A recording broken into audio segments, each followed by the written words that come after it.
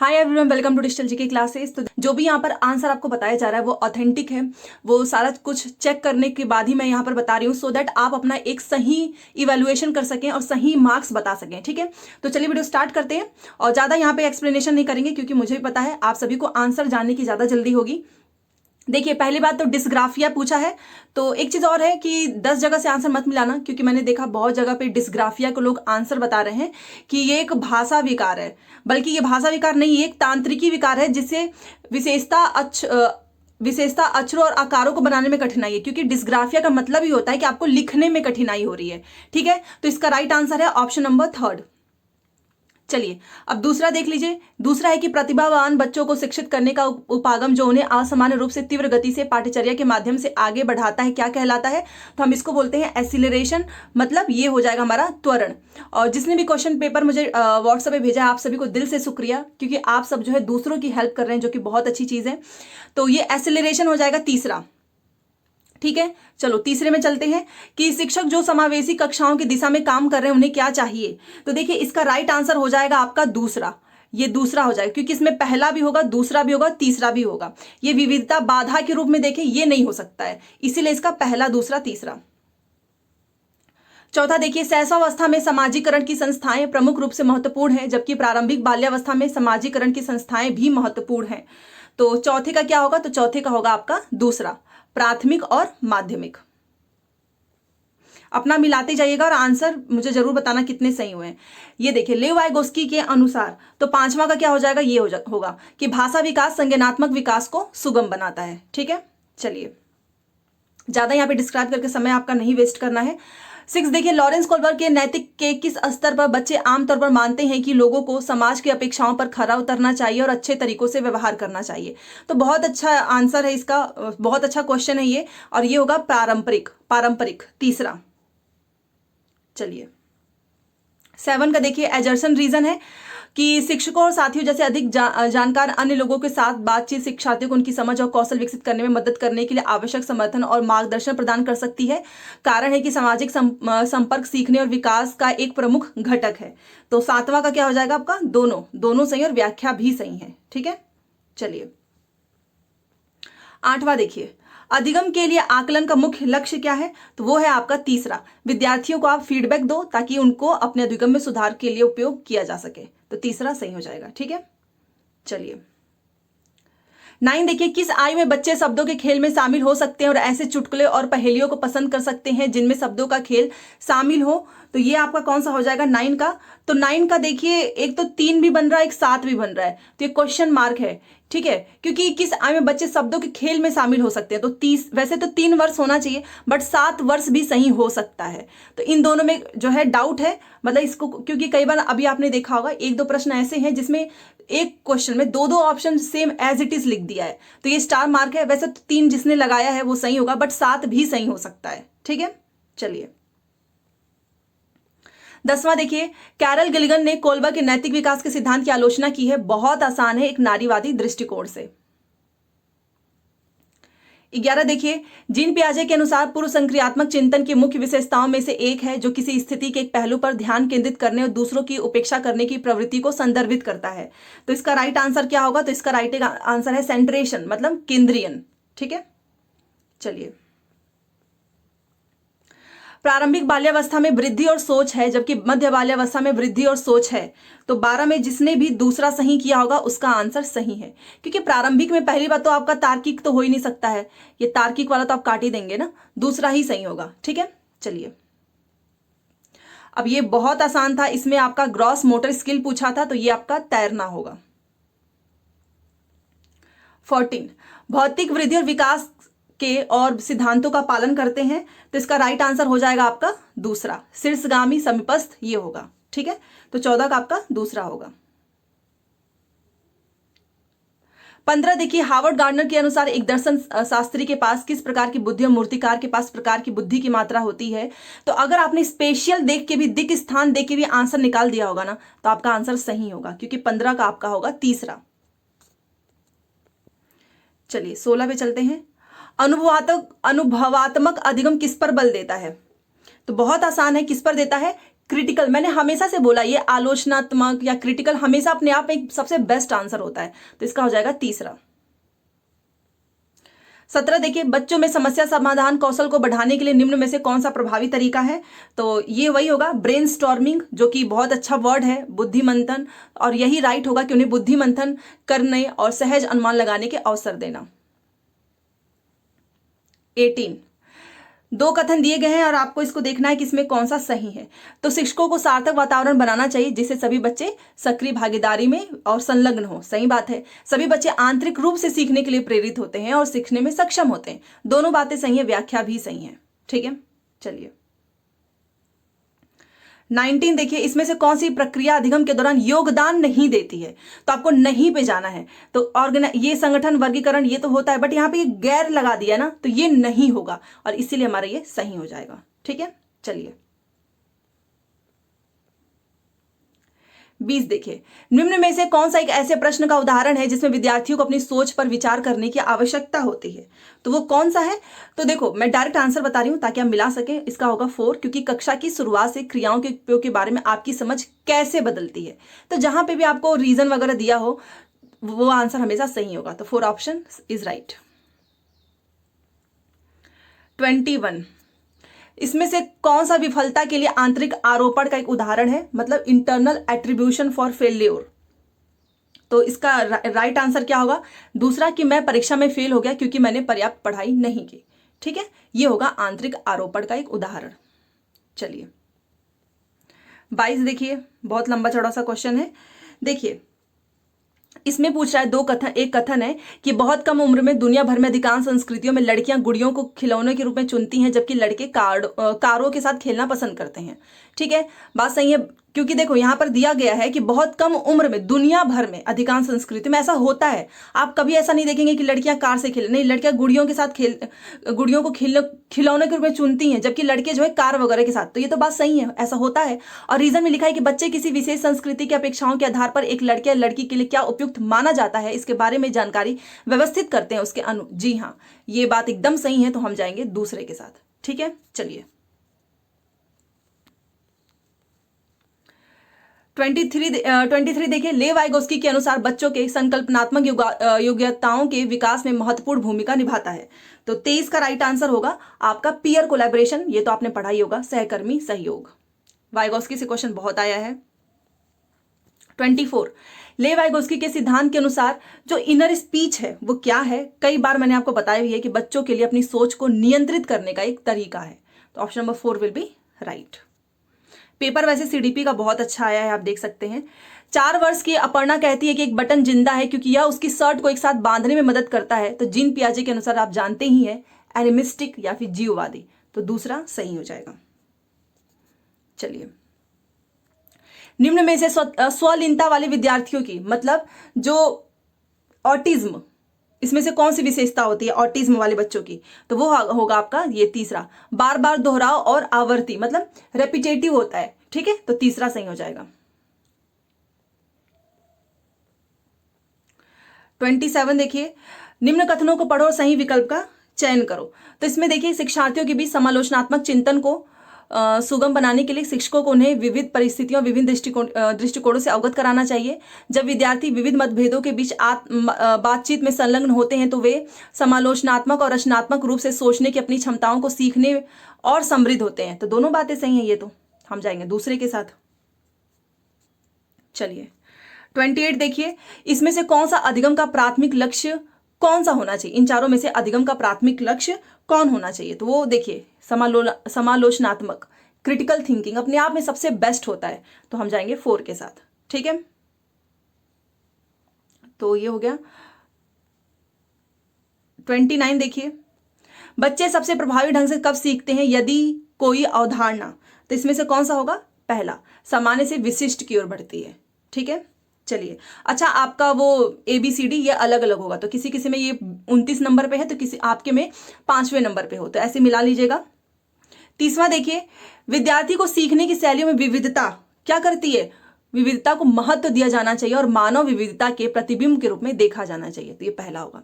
मैंने CDP का आपको आंसर बता दिया है, अभी मैं आपको मैथ बता रही हूँ फिर। तो चलिए और बताइएगा आपका पेपर कैसा गया, कितने सही हुए हैं। देखिए पहला है कि निम्न में से कौन सा कथन गणित की प्रकृति में सबसे उपयुक्त है, तो इसका राइट आंसर हो जाएगा पहला, क्योंकि देखिए आपका पहला सृजनात्मक वाला भी सही है और यह बच्चे की कल्पना को पोषित करता है, और यहीं पर इन्होंने दिया है कि यह निगमनात्मक विवेचन तर्क पर आधारित है, बट ये लिख दिया ना कि हमेशा अभिसारी होता है, इस वजह से ये गलत हो जाएगा। तो ए बी सी, ठीक है, पहला सही हो गया। चलिए 32वां देखिए कि बच्चों में गणितीय अभिरुचि को विकसित करने के लिए एक अध्यापिका निम्न गतिविधियां अपनी कक्षा में करवाती है, तो इनमें से वह चुनिए जो उसके उद्देश्य को पूरा करने में प्रभावी नहीं है। नहीं पे ध्यान देना है, तो इसका राइट आंसर पहला होगा, क्योंकि वह हमेशा उस विद्यार्थी की प्रशंसा करती है जो कक्षा में सत्रांत परीक्षा में सबसे अधिक अंक प्राप्त करते हैं। मतलब जो नंबर ज्यादा लेकर आएगा तुम उसकी प्रशंसा कर दो, तो नहीं वाला पूछा है तो यही सही हो जाएगा। ठीक है, चलिए 33 देखिए इसमें पूछा है कि निम्न कथनों में से कौन सा कथन सही नहीं है, तो फिर से नहीं पे जाना है, तो चौथा हो जाएगा, क्योंकि विद्यार्थियों की त्रुटियों को आप अनदेखा कर रहे हो, और मैंने हमेशा से बताया कि बच्चों की गलतियों को आपको अनदेखा नहीं करना है, वो तो दिखाते हैं, क्योंकि त्रुटियों की ओर इशारा उनको प्रेरणाहीन करेगा, तो ये सबसे ज्यादा गलत स्टेटमेंट है और गलत पूछा है, तो चौथा सही हो जाएगा। नेक्स्ट क्वेश्चन देखिए 34, आकलन के बारे में निम्न में से कौन सा कथन सही नहीं है, तो अगर मैं सही नहीं है की बात करूं तो इसमें से कौन सा होगा, तो दूसरा सही हो जाएगा। ठीक है, मानदंड संदर्भित आकलन विद्यार्थियों की अधिगम में निपुणता का मूल्यांकन करता है। ठीक है, आप निपुणता की बात करें मतलब मास्टरी का मूल्यांकन करता है, तो गलत वाला पूछा है, इसीलिए हमारा दूसरा सही हो जाएगा। ठीक है, बाकी आप देख सकते हो थोड़ा बहुत ही डिफरेंस है। चलिए 35 देखिए, गणितीय अधिगम सामग्री, तो अगर मैं राइट आंसर बताऊं 34 का, तो वो हमारा हो जाएगा बी एंड डी, थर्ड। ठीक है, तीसरा सही होगा। चलिए, तो गणितीय अधिगम सामग्री आपको पता ही, एक हमारा स्वतः अधिगम में विद्यार्थियों की मदद करता है, एंड दूसरा कक्षा में अधिगम वातावरण का निर्माण करने में मदद करता है, तो तीसरा सही हो जाएगा। 36 देखिए, एनईपी 2020 के अनुसार देश भर में विभिन्न विषयों में ओलंपियाड और प्रतियोगिताएं होंगी, तो ये क्या होगा, तो 36 का हो जाएगा आंसर दूसरा। ठीक है, तो मजबूत होंगी। ठीक है, चलिए 37 देखिए, अधिगम कम लंबा छोटा दूर समीप बड़ा छोटा आदि अवधारणाएं, तो इसका राइट आंसर क्या होगा, तो इसका राइट आंसर हो जाएगा 4। तो ये क्या है, ये आपका महत्वपूर्ण पूर्व संख्या प्री नंबर अवधारणाएं हैं। ठीक है, चलिए 38 देखिए, राष्ट्रीय पाठ्यचर्या रूपरेखा 2005 के अनुसार कक्षाओं के ऊपर किए गए शोध बताते हैं कि लड़कियों को गणित में विशेषज्ञता के योग्य न मानकर उनका काफी व्यवस्थित अवमूल्यन होता है, जबकि वे गणित में अच्छा प्रदर्शन करती हैं। तो इसका उपयुक्त कारण क्या होगा, तो इसका राइट आंसर हो जाएगा आपका तीसरा, कि समाज के लिंग संबंधी धारणाएं इस मान्यता की ओर ले जाती हैं कि लड़के समस्या समाधान की ज्यादा नवीन कार्यविधियां उपयोग करते हैं और इसलिए उन्हें बेहतर अवधारणात्मक समझ होती है, तो तीसरा सही हो जाएगा। ठीक है, चलिए 39 देखिए, कक्षाई शोध यह दर्शाते हैं कि अधिकांश विद्यार्थी गणित को उसी कक्षा में जो अन्य विषय के पढ़ते हैं उनसे अधिक कठिन समझते हैं, तो गणित की प्रकृति का निम्न में से कौन सा पहलू इस भय को बढ़ावा देता है, तो इसका राइट आंसर हो जाएगा 4, गणित में प्राथमिक अवधारणाओं की अमूर्त प्रकृति, क्योंकि इसका नेचर कैसा है, एब्स्ट्रैक्ट है, इसलिए। चलिए, निम्न में से किसने गणितीय खगोल विज्ञान के क्षेत्र में काम किया है, तो अगर मैं इसका राइट आंसर बताऊं तो आर्यभट्ट। फैक्ट वाले क्वेश्चन थे, तो फैक्ट वाले क्वेश्चन में तो आपका समय भी बचा होगा। चलिए 41 देखिए, एक सब्जी बेचने वाला पालक इतना रुपए की किग्रा बेच रहा है और सोनू ने 350 ग्राम पालक लिया, जिसके लिए सब्जी बेचने वाले ने सोनू से इतना 21 रुपए लिए। सब्जी बेचने वाले द्वारा प्रयोग में लाए गए इस गणितीय कौशल, मतलब ये जो कौशल उसने किया है, इसको आप निम्न में से किस कथन को सत्य मानेंगे, इन तीनों में से बताना है। तो अगर मैं 41 की बात करूं तो इसका राइट आंसर हो जाएगा केवल सी, क्योंकि एक ऐसा कौशल होता है जो गणितीय प्रश्नों को हल करने के लिए वैकल्पिक तरीकों को प्रदर्शित करने में सहायता होते हैं। तो सी आपका कहां पर है, चौथे में, ये रहा। ठीक है, तो चौथा आपका सही हो जाएगा। चलिए 41 भी हो गया, अब हम आ गए 42 पे। इसमें देखिए, निम्न में से कौन सी परिस्थिति यह दर्शाती है कि बच्चे ज्ञान का निर्माण स्वयं कर रहे हैं, तो इसका आंसर हो जाएगा तीसरा। ठीक है, क्योंकि बच्चों को हस्त कौशल सामग्री जैसे संख्याओं के ग्रिड आयतकार सारणियों में अवस्थित गिटियां दी गई हैं और वे इनका प्रयोग कर गुणन के पैटर्न खोज रहे हैं। चलिए 42 भी हो गया। 43 देखिए, निम्न में से कौन सा प्राथमिक विद्यालय के शिक्षार्थी को भिन्न 2/3 और 4/6 के बीच तुल्यता की कल्पना करने में मदद करने का सबसे उपयुक्त तरीका है? तो इसका आंसर हो जाएगा तीसरा। ये क्या है? भिन्न डिस्क का प्रयोग है, ठीक है, यूजिंग फ्रैक्शन डिस्क, तो तीसरा सही हो जाएगा। चलिए 44 देखिए, एक शिक्षिका गणित कक्षा में रोल प्ले विधि का उपयोग करती है, तो इसका उद्देश्य क्या है? तो इसका उद्देश्य क्या है? ताकि हम क्या कर सके? प्रोजेक्टिंग आइडियाज दे सकें, प्रोजेक्टिंग आइडियाज बच्चों को दे सकें, मतलब विचारों का बहिर्वेशन, ठीक है। चलिए दूसरा सही हो गया। 45 देखिए, संख्या बोध विकसित करने में उपकरण मतलब सभी टाइजिंग एक महत्वपूर्ण भूमिका निभाती है, तो निम्न में से कौन सा उदाहरण है जो विद्यार्थी में उपकरण के कौशल का प्रदर्शन करता है? तो 45 का कौन सा हो जाएगा? दूसरा। विद्यार्थी एक पासा उछालता है और बिना बिंदुओं को गिने यह बताने में सक्षम है कि यह 4 है, तो दूसरा सही हो जाएगा। 46, अब ये तो आपके सारे फैक्ट वाले क्वेश्चन है, सॉल्व करने वाले हैं, काफी आसान था। इसका देखिए, प्रियदर्शनी ने 4.8 kg बादाम और इतना किलोग्राम किशमिश और काजू को मिला दिया, तो इस मिश्रण के बराबर 3 दर्जन पैकेट बना दिए, तो प्रत्येक पैकेट का भार क्या होगा? तो इसका राइट आंसर हो जाएगा 300 ग्राम, ठीक है, तीसरा। वहीं पर नीचे देखिए,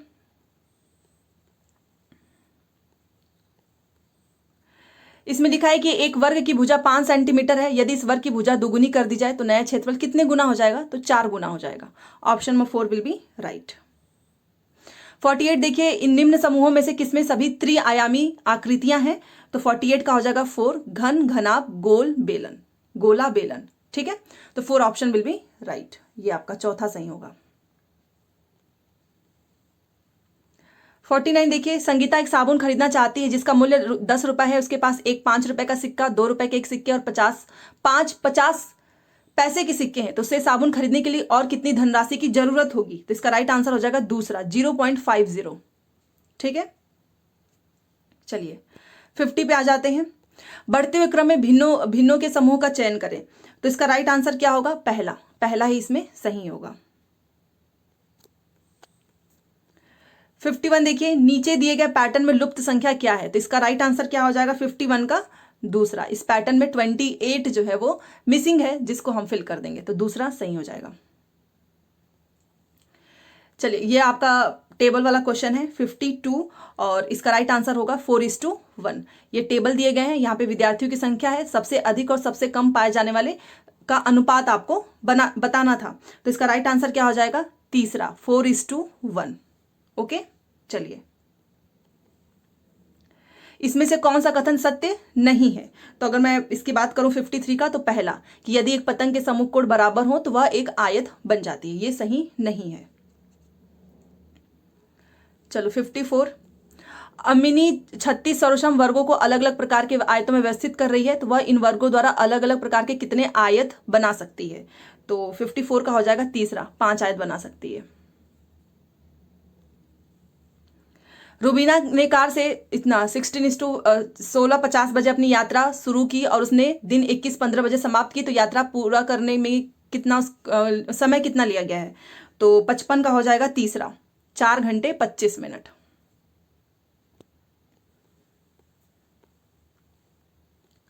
सौ में एक पूर्ण संख्या जोड़ी जाती है और फिर वही संख्या 100 में से घटा दी जाती है, इस प्रकार प्राप्त हुई दोनों संख्याओं का योगफल क्या होगा? तो इसका राइट आंसर हो जाएगा 200, ठीक है, 200। 100 लाख को निम्न में से, ये तो बहुत आसान है, इसको किस रूप में जानते हैं? तो 1 करोड़, तीसरा सही हो जाएगा। 100 लाख को हम क्या बोलते हैं? 1 करोड़ ही तो बोलते हैं।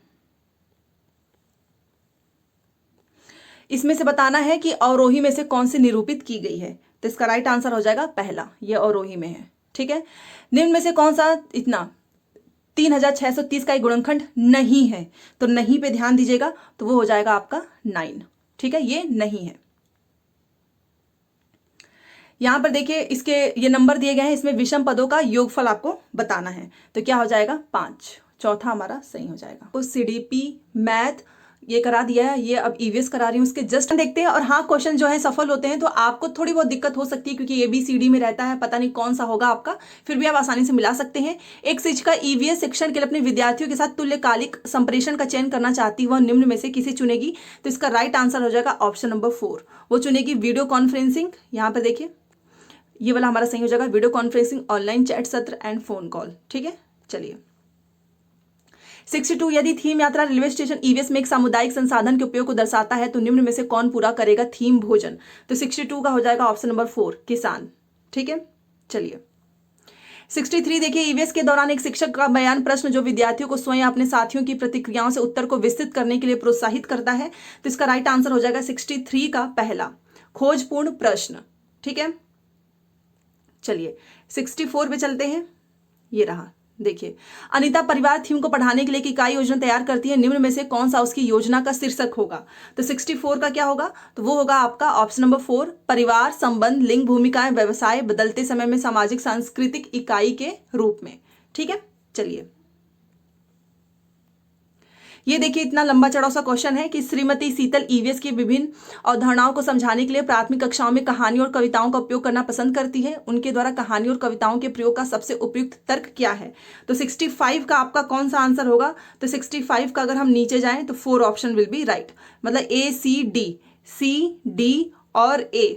यहां पर देख, तो जिसने भी A, C, D वाला ऑप्शन टिक किया होगा उसका ये आंसर सही माना जाएगा। ठीक है, ऑप्शन नंबर 4। चलिए 66 देखिए, इसमें कौन सा विकल्प कक्षा 1 से 5 तक ईवीएस पढ़ाने का एक मुख्य उद्देश्य है। तो वो होगा आपका 4, शिक्षार्थियों को कक्षा के अधिगम को स्कूल के बाहर के जीवन से जोड़ने में मदद करना। चलिए एक ईवीएस शिक्षक कक्षा में एक प्रयोग प्रदर्शित करता है जिसमें एक अंडा पानी के गिलास में डूब जाता है लेकिन पानी में नमक मिलाने पर तैरता है। विद्यार्थियों की पूछताछ के लिए वह निम्न में से कौन सी सबसे उपयुक्त व्याख्या दे सकती है। तो वो होगा हमारा दूसरा, पानी के घनत्व के कारण अंडा तैरता है, the egg floats due to density of water. तो दूसरा सही हो जाएगा। 68 देखिए, इन कथनों को पढ़ो तथा सही विकल्प का चयन करो। तो देखिए इसमें कथन दिया है, ईवीएस के सीखने को अवलोकन, पहचान, वर्गीकरण आदि से संबंधित प्रक्रिया कौशल के उन्मुख होने की आवश्यकता है। कारण लिखा है, विभिन्न प्रक्रिया कौशल प्राप्त करने के माध्यम से ईवीएस के सीखने के परिणामों को हासिल करने की संभावना होती है। तो 68 का आपका क्या हो जाएगा, दोनों सही है, दूसरा दोनों सही है और व्याख्या भी सही है, तो हम जाएंगे दूसरे के साथ। ठीक है, इसमें आपका ये वाला सही होगा। चलिए, और ये हमारा 69 है, एक ईवीएस शिक्षक को योगात्मक मूल्यांकन के लिए प्रश्न पत्र तैयार करते समय किस पर जोर देना चाहिए। तो किस पर देना चाहिए, प्रश्न पत्र की सामग्री, कवरेज और उद्देश्य पे। तो दूसरा सही हो जाएगा 69 का। 70 देखिए, कक्षा 3 के विद्यार्थियों के लिए ईवीएस में निम्न में से कौन सा सीखने का परिणाम नहीं है, नहीं पे फोकस करना है। तो पहला, क्योंकि अच्छे और बुरे स्पर्श पर अपनी राय व्यक्त करो। ठीक है, तो ये हमारा पहला सही हो जाएगा। चलिए, जो भी यहां पर आंसर बताया जा रहा है वो ऑथेंटिक है। 71 का देखिए, आपको कक्षा 3 से 5 तक के अपने विद्यार्थियों के लिए ईवीएस पाठ्य पुस्तकों का चयन करना है। इस उद्देश्य के लिए निम्न में से कौन सा मानदंड सबसे उपयुक्त है। तो 71 का हो जाएगा 4, क्योंकि इसमें पाठ्य पुस्तक बाल उन्मुख होना चाहिए तथा लिंग, जाति, वर्ग और धर्म के आधार पर किसी भी रूढ़िवादिता या अपमानजनक व्यवहार से रहित होना चाहिए। तो 4 सही हो जाएगा। 72 देखिए, इसमें से कथनों को पढ़ो तथा सही विकल्प का चयन करो। अभिकथन और कारण दिया हुआ है। और 72 में देखिए आपका इसका राइट आंसर हो जाएगा, प्राथमिक स्तर पर ईवीएस में शिक्षकों के बजाय थीम है। अच्छा, और कारण में लिखा है कि विषयों की तुलना में थीम आधारित ईवीएस सीखना शिक्षकों और विद्यार्थियों के लिए आसान है। तो 72 का आपका 4 होगा, क्योंकि ए सही है परंतु आर गलत है। ठीक है, क्योंकि ईवीएस में तो आप भी जानते हो ना, आपको थीम पढ़ाया जाता है विषय के बजाय। तो ए सही है और आर गलत है। चलिए, तो याद रखना, ये आपका सही होगा, ये आपका गलत होगा। 70, ये हमारा कौन सा नंबर था, 72, और यहां पर हम आ गए 73 पे। अच्छा, इसमें बहुत से लोग जो हैं, आप ये मत सोचिएगा कि इसमें आपका दोनों वाला नहीं होगा, क्योंकि अभी तक स्टार्टिंग से ऐसे ही आंसर मिल रहे हैं कि दोनों सही है व्याख्या। तो कई बार ऐसा लोग तुक्का लगा के चले जाते हैं, इसलिए आपको मैंने बता दिया इसका 4 होगा। चलो 73 देख लो। देखिए 73 में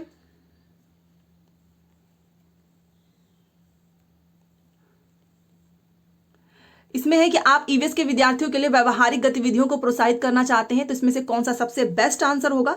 तो वो होगा आपका तीसरा, उपलब्ध सामग्री से ईवीएस किट विकसित करना। तीसरा सही हो जाएगा। ईवीएस के लिए रचनात्मक आकलन क्या है? 74। तो 74 का आपका होगा ए एंड सी। ठीक है, तो ये रहा हमारा तीसरा, मतलब सीखने के लिए आकलन और अधिगम के रूप में आकलन। ठीक है, ये सही होगा। तो इसका तीसरा हो जाएगा 74 का। चलो अब 75 पे चलते हैं। इसमें से आपको अभिकथन और कारण को पढ़ना है और सही विकल्प का चुनाव करना है।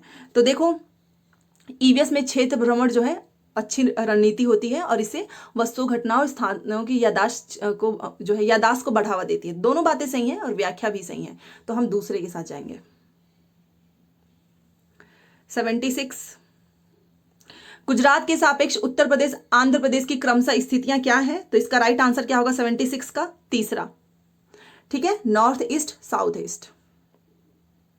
चलिए 77 पे चलते हैं। रामा प्रत्येक शाम को, देखिए, रामा प्रत्येक शाम को अपने दोस्तों के साथ क्रिकेट खेलता है। वह क्रिकेट खेलने में कौन सी ऊर्जा का उपयोग करता है? तो 77 का कौन सा होगा? मांसपेशियों की ऊर्जा होगा, मस्कुलर एनर्जी। तीसरा सही हो जाएगा। 78 पे चलते हैं। जब हम ईंधन जलाते हैं तो हमें क्या प्राप्त होता है? तो 78 का हो जाएगा दूसरा, उष्मा एवं प्रकाश ऊर्जा, हीट एंड लाइट एनर्जी। तो जब हम ईंधन जलाते हैं तो हमको हीट और लाइट एनर्जी प्राप्त होता है, दूसरा। 79 देखिए, निम्न में से कौन सी असम में खाए जाने वाले चावलों की एक सामान्य किस्म है जो पकने के बाद चिपचिपे हो जाती है? तो बोरा चावल, सभी को पता है, पहला सही हो जाएगा। ईवीएस भी काफी अच्छा आया है। बिहार राज्य के लोगों के लिए निम्न में से मधुमक्खी पालन का सबसे बेस्ट समय कौन सा है?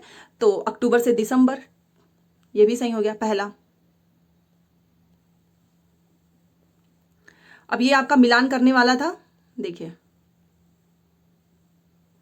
इसमें देखिए ए और बी का मिलान करो, तो मैं आपको इसका सही आंसर बताती हूं। देखिए, आप क्योंकि इसमें जल्दीबाजी होगी, तो 81 का आपका सही आंसर हो जाएगा दूसरा।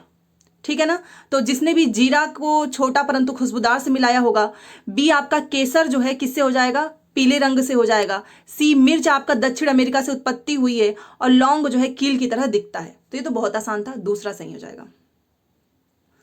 82 देखिए, बंगाल की खाड़ी का तटवर्ती मतलब सबसे निकट वाला राज्य कौन सा है? तो वो है उड़ीसा। ठीक है, और ये हमारा 83 है। देखिए, जंगलों के बारे में निम्न कथनों पर विचार करो।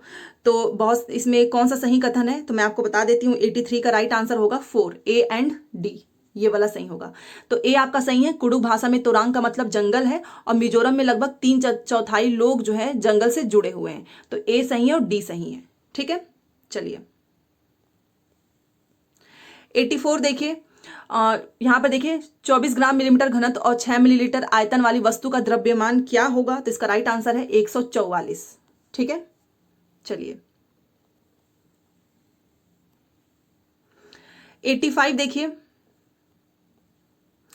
इसमें है कि सांपों के बारे में निम्न कथनों पर विचार करो, गलत कथन का चयन करो। तो 85 का गलत कथन यही है, क्योंकि आपको पता है वो शिकार को चबाता नहीं है, निगलता है। और नुकीले तो होते ही हैं दांत, प्लस जहरीले सांपों के डसने वाले दांत भी होते हैं।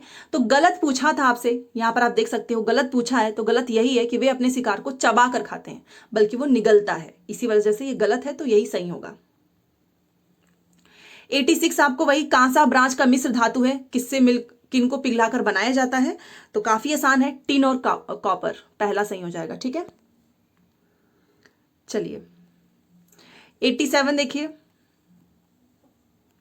हाथियों के बारे में आपको सही कथन का चुनाव करना था।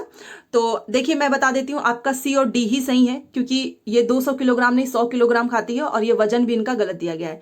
और सी और डी सही क्यों है? क्योंकि हाथी जो है बहुत अधिक आराम नहीं करते हैं, 2 से 4 घंटे सोते हैं और हाथी कीचड़ और पानी से खेलना पसंद करता है। तो सी और डी सही है, इसलिए आपका इसमें ऑप्शन नंबर 4 जो है वो सही हो जाएगा। ठीक है, कौन सा ऑप्शन होगा? तो ये होगा, देखिए option number 4, C and D. ठीक है, चलिए अब 88 में देखिए,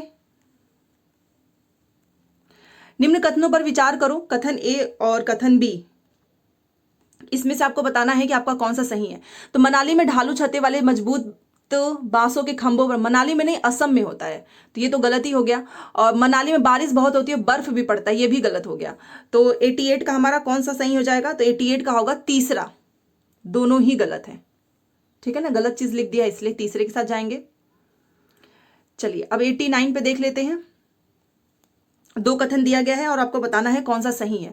तो दाब लगाने पर गैस को आसानी से संपीड़ित किया जा सकता है, सही है। और जब हम किसी गैस पर दबाव लगाते हैं तो गैसीय कणों के बीच अंतरा अणुक स्थान कम हो जाता है और यह आसानी से संपीड़ित हो जाती है। तो दोनों बातें सही है और व्याख्या भी सही है, तो हम जाएंगे दूसरे के साथ, ठीक है। चलिए अब ये हमारा 90 ईवीएस का लास्ट है। पौधों के निम्न मुख्य कार्यों पर विचार करना है और इसमें से आपको तने का मुख्य कार्य बताना है। तो तने का मुख्य कार्य क्या होता है? क्या होता है बताइए? बी एंड सी ही तो होगा ना, क्योंकि एक तो ये पौधों को शक्ति और सहारा देता है और पौधों के अन्य भागों को जड़ों से जल और खनिज का स्थानांतरण करता है। ये उत्पादन नहीं करता, इसी वजह से ये ए तो होगा नहीं, तो बी एंड सी होगा और हमारा इसमें से राइट आंसर हो जाएगा पहला, ठीक है। हिंदी और इंग्लिश का भी हम देख लेते हैं क्या सही है। डायरेक्ट आंसर पे ही बात करेंगे। 91 में देखिए उस युक्ति का चयन करें जो नीचे दिए गए उदाहरण से मेल खाती है। मैं भाषा पर ध्यान केंद्रित रखती हूँ, मैं इस बात का पूरा ध्यान रखती हूँ कि यह सही हो। तो इसका राइट आंसर हो जाएगा आपका ऑप्शन नंबर 4, मतलब स्वनिरीक्षण हो रहा है, क्योंकि मैं अपनी बात कर रही हूँ ना, मैं भाषा पर ध्यान, तो चौथा सही हो जाएगा। 92 देखिए, इसमें देखिए कि कक्षा 2 के विद्यार्थी एक कविता गा रहे हैं। यह मेरी नाक है, ये मेरे कान है। यह कविता गाते समय वे शरीर के जिस अंग का नाम लेते हैं उस अंग को स्पर्श भी करते हैं। तो ये कौन सी विधि से है, कौन सा प्रयोग हो रहा है? तो इसका हो जाएगा 4, समग्र भौतिक प्रतिक्रिया। विद्यार्थी पिछली इकाई से शब्द लेकर 5 प्रश्नों के उत्तर समूह में देने का काम कर रहे हैं। वे अपने सवालों को दूसरे समूहों के साथ अदला बदली करते हैं और सवालों के उत्तर देने की कोशिश करते हैं। यह किसका उदाहरण है? तो यह है सहपाठी आकलन, पहला है, ठीक है। मुझे यह काम बहुत ही पसंद है। जब अध्यापिका मुझे कार्ड देती है जिस पर कोई शब्द या वाक्य लिखा होता है, मैं उसे संबंधित अभिनय करती हूँ और समूची कक्षा उस शब्द वाक्य के बारे में अनुमान लगाती हूँ। शिक्षार्थी की प्राथमिकताओं के साथ शिक्षार्थी की टिप्पणी की पहचान करें। तो 94 का हो जाएगा पहला कि जब मैं गतिबोधक तरीके से संलग्न रहती हूँ तो मुझे भाषा अच्छी तरह से याद रहती है। चलिए 95 देखिए, निम्न कथनों को पढ़ो तथा सही विकल्प का चुनाव करो। तो इसमें हम देखेंगे 95 वाले में पहले कथन जो है, इसमें मैं अगर 95 का सही आंसर आपको बताऊं ताकि आप सब मिला सके अच्छे से, तो इसका होगा 4, ए सही है परंतु आर गलत है। मतलब विद्यालय में प्रयोग करने वाले सभी बच्चे अपनी आयु अनुसार भाषा के समक्ष प्रयोग करता होते हैं, सही है। बट इसका आर देखिए ना, लिखा है कि भाषा और सांस्कृतिक विविधता के कारण वे अपनी योग्यताओं का प्रदर्शन नहीं कर पाते, तो ये तो गलत लिखा है, इसलिए चौथा होगा, ठीक है। 96 देखिए, और 96 का आंसर है 4। इसमें देखिए कक्षा 5 का मंजीत अपने अध्यापक से अलग शैली में बात करता है, अपने मित्रों से कुछ अलग तरह से और एक 2 वर्षीय बच्चे के कुछ अलग तरीके से बात करता है। इसका तात्पर्य यह हुआ कि मंजीत जानता है कि सामाजिक स्थितियों में भाषा का प्रयोग किस तरह से करना है। तो भाषा के इस गुण को हम उपयोगितावादी, option number 4 will be right. काफी लंबा चौड़ा है, आप हिंदी में देख सकते हैं। देखिए 97 का राइट आंसर होगा तीसरा। और एक माँ इस बात की ओर ध्यान दिया कि उसकी बच्ची कभी कभी ऐसे शब्द बोल जाती है जो न तो उसने कभी किसी वयस्क से सुने हो और न ही अपने भाई बहनों से सुने हो। इस बात को लेकर वो भ्रमित है क्योंकि उसका मानना है कि बच्चे अपने परिवार और आसपास के परिवेश में लोगों का अनुकरण करके भाषा सीखते हैं। तो उसका यह मत किसके प्रतिध्वनि, मतलब किसके मेल खाता है? तो ऑप्शन नंबर 3। चलिए कितना हमारा हुआ है? 97। अब 98 पे चलते हैं। देखिए इसमें देखिए कि कौशलों के समूह को क्या कहेंगे जो बच्चे औपचारिक पठन निर्देश शुरू करने से पहले विकसित कर लेते हैं और जो बाद के एकेडमिक कौशलों के लिए बुनियाद प्रदान करता है। तो 98 का होगा उद्गामी साक्षरता, ठीक है। चलिए 99 देखिए, 99 का आपका होगा संभाषिक पठन। एक दादी नानी अपने घर में छोटे बच्चों को पुस्तकों से कहानियां पढ़कर सुनाना पसंद करती हैं। इस तरह से वह उन्हें पुस्तकों व नए विचारों से परिचित करवाती हैं और बच्चे भी इस प्रक्रिया में सक्रिय रूप से संलग्न रहते हैं। तो इसको हम संभाषिक पठन कहते हैं। 100 देखिए, इसका हमारा पहला सही हो जाएगा। पठन सिखाने का वह उपागम जिसमें मूल तत्वों जैसे वर्णों व स्वनिम से शुरू किया जाता है और जिसमें बच्चों को यह सिखाया जाता है कि समग्र रूप से पठन सीखने से पहले स्वनिम को शब्दों को से मिलाया जाता है। तो ये है हमारा संरचनात्मक उपागम।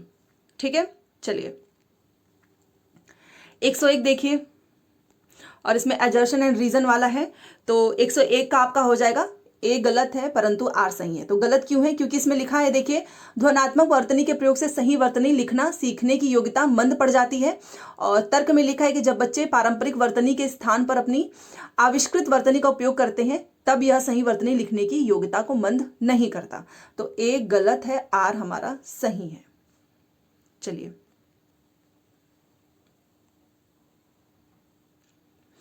ये देखिए 102, और 102 का राइट आंसर होगा आपका तीसरा।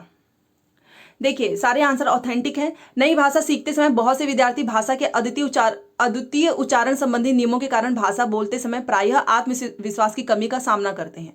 तो इस समस्या को दूर करने का तरीका क्या है कि कक्षा में ऐसे खेलों जैसे गतिविधियों का प्रयोग किया जाए जिसमें मौखिक अंतःक्रियाएं अधिक हों। ठीक है, चलिए कक्षा 3 के अध्यापिका अपने शिक्षार्थियों को नई शब्दावली से परिचित करवा रही है। निम्न में से कौन सा नई शब्दावली सिखाने का प्रभावशाली तरीका है? तो इसका हो जाएगा आपका 103 का चौथा। देखिए इसमें क्या सही है, जैसे कि अध्यापिका स्थिति विशेष के अनुसार उस शब्द का अर्थ समझाने की कोशिश करे। तो 4 सही हो जाएगा। भाषा सीखना किससे संबंधित है? तो कौशल है, ये तो पहला सही हो जाएगा। अब ये है आपका पठन के तरीकों का, पाठक को क्या करना चाहिए, इसे मिलान करना है। तो मैं आपको इसका राइट आंसर बता देती हूँ क्योंकि इतना लंबा चौड़ा पढ़ के आपका समय भी नहीं वेस्ट करना है। तो ये हमारा 105 है ना, तो देखिए 105 का, ताकि आप देख सके आपने क्या सही किया है। तो 105 का आपका होगा दूसरा। ठीक है, ये वाला आपका सही है। ए का पांचवा, बी का पहला, सी का दूसरा, डी का चौथा, ई का तीसरा। सफल होंगे आपके क्वेश्चन पेपर, बट फिर भी आप इस क्वेश्चन से को देख के तो आप कर ही सकते हैं। तो ये है आपका दूसरा वाला सही है, ये जो मिलान वाला है। ठीक है, चलिए अब ये पैसेज है, पैसेज तो पढ़ के समय बर्बाद नहीं करेंगे, तो डायरेक्ट क्वेश्चन पे आ जाते हैं। देखिए 106 में है कि गद्यांश के अनुसार सबसे धन्यवाद कहने का कारण नहीं है। तो 106 का हो गया आपका दया। हर बुराई अज्ञान के अंधकार में फैलती है, इससे क्या तात्पर्य है? तो इससे तात्पर्य है कि अज्ञानता के कारण बुराइयां फैलती हैं। ठीक है, सुख दुख का कारण क्या है? तो इसका हो जाएगा कर्म। चलो गद्यांश के अनुसार प्रायश्चित के साथ साथ मानव को क्या करना चाहिए? तो इसका आपका हो जाएगा 109 का तीसरा, पुरुषार्थ। और मन की कोठरी को स्वच्छ रखें, इससे क्या तात्पर्य है? तो इसका मतलब ये है कि आप मन से बुरे भाव का निष्कासन कर दो, निकाल दो। तो तीसरा सही हो जाएगा। इसमें आपका 109 में मैंने आपको बताया, इसमें भी तीसरा है, और 110 में भी आपका तीसरा है। ठीक है, चलिए 111 देखिए, जीवन का मुख्य लक्ष्य क्या है? तो जीवन का मुख्य लक्ष्य है ईश्वर के प्रति आभार प्रकट करना। स्वार्थ का विलोम आपका निस्वार्थ है। ठीक है, ये तो आप जानते ही हैं। मानवीय शब्द में, मानव प्लस ई, मानवीय शब्द में प्रत्यय कौन सा है? तो 113 का देखिए ई, यहां पर देखिए छोटी बड़ी में आप कंफ्यूज हो जाएंगे, इसलिए ई है। ठीक है, कौन सा शब्द युग्म जो है समूह से भिन्न है? तो ये आपका कौन सा हो जाएगा? तो ये है अंधकार और अंधेरा। फिर से एक पैसेज नीचे 115 से 120 तक। तो 115 पे आ जाते हैं। कविता का मुख्य स्वर क्या है? तो कविता का मुख्य स्वर है स्त्री शक्ति। और कविता के अनुसार स्वतंत्रता प्राप्ति में स्त्री की क्या भूमिका है? तो 116 का हो जाएगा आपका दूसरा, संज्ञान योग्य। ठीक है,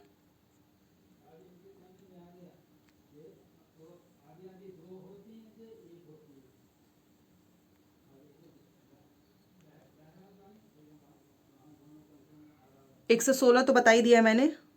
अब यह है आपका 117, स्त्री के लिए किस विशेषण का प्रयोग नहीं किया गया है? तो इसका हो जाएगा आपका तीसरा, अबला। मतलब पैसेज में अबला जो है इसका प्रयोग नहीं किया गया है। स्त्री की निर्माणकारी शक्ति का भाव कविता की किस पंक्ति में निहित है? तो इसका है आपका युग निर्माण तुम्हें करना है। ठीक है, पहला सही हो जाएगा।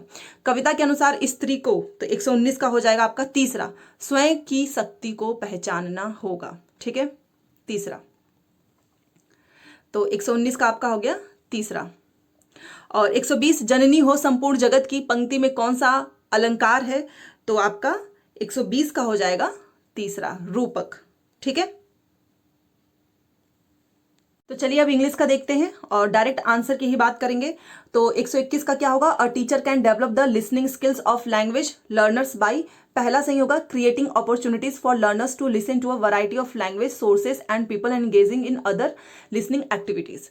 क्वेश्चन सफल होंगे, आप मिला लीजिएगा। उसके बाद से 121 के बाद से 22 पे आ जाते हैं। 22 में आपका कौन सा सही होगा, तो देखिए इसमें तीसरा सही हो जाएगा। क्यों, देखिए इसमें लिखा है एजर्शन में तीसरा क्यों सही होगा, देखिए accuracy in language is most important at the primary level, और रीजन में दिया है कि grammar is an integral part of the primary curriculum. तो both A and B are true and explanation भी सही है, तो हम तीसरे के साथ जाएंगे। 123 का आपका पहला सही होगा। देखिए लिखा है theoretical positions and beliefs about the nature of language learning and the applicability of both to pedagogical setting is approach. ठीक है, चलिए। फॉर्मेटिव इवेल्युएशन इज, इसका हो जाएगा आपका तीसरा, क्योंकि what is happening in the teaching learning process, तो तीसरा सही हो जाएगा। अब 125 में देखिए, इसमें भी आपका तीसरा सही होगा कि while planning lessons for young learners the teacher decided to focus on the total physical response method which one of the following, मतलब कौन सा इसमें इंक्लूड होगा, तो must and so to add some bodily activities in class, तो तीसरा सही हो जाएगा। 126 का देखिए, 126 में आपका तीसरा सही होगा, which approach to grammar encourage the believe that learning a language is a matter of learning rules, तो तीसरा होगा।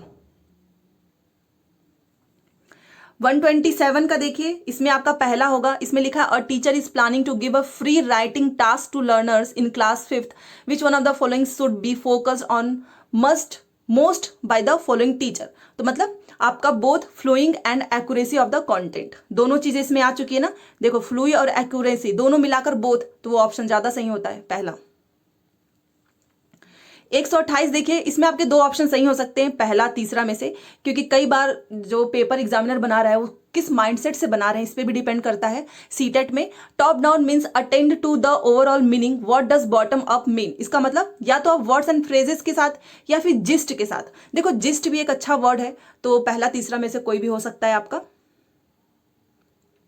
तो कुछ क्वेश्चन आप एक दो मान के चलना, सीटेट में ऊपर नीचे होगा ही, ठीक है, क्योंकि एग्जैक्ट लाइन तो पेडागोजी होती नहीं है। एंड 129 देखिए, तो 129 का आंसर आपका तीसरा सही हो जाएगा, which among these is the primary responsibility of the language teacher, तो identifying the learners communicative needs. ठीक है, अब 130 पे आ जाते हैं, तो 130 का आपका 4 होगा, और a young child picks up a book, holds it right side up and turns the pages. These activities demonstrate emergent curriculum.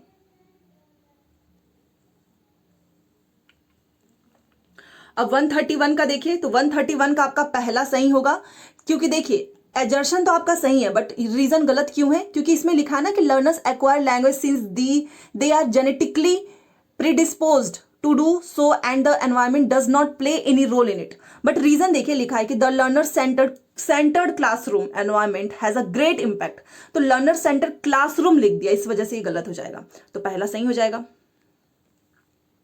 132 देखिए, 132 का आपका पहला सही होगा, क्योंकि a way to teach reading the emphasises understanding the meaning of words from the context in which they appear is whole language approach. 133 देखिए, तो 133 का आपका दूसरा होगा, the ability to think and talk about language is meta linguistic ability. Okay, चलिए अब 34 पे आ जाते हैं। ये देखिए काफी लंबा चौड़ा क्वेश्चन है ये। तो 134 का अगर मैं आपको आंसर बताना चाहूं तो इसका हो जाएगा आपका दूसरा। देखिए, a mother asked the teacher of class 2 how it was possible for her child to sometimes say things that she had never heard any adults और sibling says, how is it possible, which one of the following is the apt answer these questions. तो as per the constructivist, अपने आप में बहुत अच्छा word है, approach children can invent new languages. चलिए अब 135 पे आ जाते हैं। तो 135 का आपका पहला होगा क्यों। देखिए, a teacher use to facilitate early literacy which involves an adult and a child looking at a book together while the adult asks question and encourages a dialogue followed by the switching roles so that the child asks question to the adult is called। तो उसको बोलेंगे dialogic reading. तो पहला सही हो जाएगा। अब यहां से आपका पैसेज है, तो पैसेज तो पढ़ेंगे नहीं, डायरेक्ट हम क्वेश्चन पे आते हैं। तो देखिए, इसे आप मिलाते जाइएगा आपने क्या किया है। तो इसका हो जाएगा पहला सही, which one of the following statement is true. तो she lived in a small and shabby house. 137 का देखिए, तो 137 का आपका दूसरा होगा। तो which one of the following statement is true. तो there was no tall tree near the house. Okay. 138 का देखिए, तो अगर मैं 138 का आपको बताना चाहूं तो इसमें आपका सही हो जाएगा तीसरा, A and B are right but C wrong. A B right है, सी रॉन्ग है। देखिए, इन द लास्ट आपने पढ़ा होगा, in the vast grassland uncle Henry's was the only house, सही है। देयर वॉज सनबेक्ड, ये भी सही है। But middle of the prairies was a green field, ये सही नहीं है। ठीक है, तो इसीलिए तीसरा सही होगा। और 139, तो 139 का आपका 4 वाला ऑप्शन सही होगा। बी आपका राइट है, ए आपका रॉन्ग है। अंकल, ये स्टोरी पढ़ेंगे तो समझ में आ जाएगा। Uncle Henry had a tractor trolley in which wood was carried. The wood for the house was carried from far away. तो 4 ऑप्शन विल बी राइट। अब हम आ जाते हैं 140 पे। ये देखिए, तो 140 का मैं आपको आंसर बता देती हूँ। इसमें आपका तीसरा होगा फॉल्स ट्रू फॉल्स ट्रू। इसमें पूछा है कि which one of the following statements are true. तो देखिए, ये आपका फॉल्स है, ये आपका ट्रू है, ये आपका फॉल्स है, ये आपका ट्रू है। ठीक है, तो the fear of a cyclone, ये आपका फॉल्स है। They had built a shelter, ये आपका ट्रू है। Around the house there was nothing to reduce the impact of a storm, ये आपका फॉल्स है। Their drawing room had only 3 और 4 चेयर्स, ये आपका ट्रू है। इसीलिए आपका फॉल्स ट्रू इस पे जाना है। ठीक है, 141 देखिए, तो 141 का आपका पहला सही होगा। बेसिकली इसमें पूछा है ना कि with uncle Henry who was a farmer. तो अंडरलाइन ये जो वर्ड है ये क्या है, ये कौन सा क्लॉज है। तो एडजेक्टिव क्लॉज है, तो पहला सही हो जाएगा। 142 का देखिए, ये 4 है, प्रीपोजिशन है। कैसे, क्योंकि यहां पे पूछा अ कप बोर्ड फॉर। अब ये फॉर क्या है, तो ये फॉर क्या है, प्रीपोजिशन है, तो इसलिए यहां पे प्रीपोजिशन आएगा। 143 देखिए, इसमें 143 में पूछा है कि तीसरा सही होगा, there was no garret at all. तो इसका मतलब क्या है, the word nearing means the same as. तो इसका मतलब क्या होता है, लुफ्ट होता है। ठीक है, तो तीसरा सही हो जाएगा। फिर से आपका 144 से 150 आपका एक पैसेज। तो हम डायरेक्ट आंसर पे आएंगे। चलिए 144, एक मिनट, लास्ट क्वेश्चन हमारा कितना था। देखिए 43 हो गया ना, अब हम 44 पे आते हैं। ये रहा, देखिए, तो 144 का आपका जो है दूसरा सही होगा। Father was very particular about dressing as he wanted to follow the proper dress code.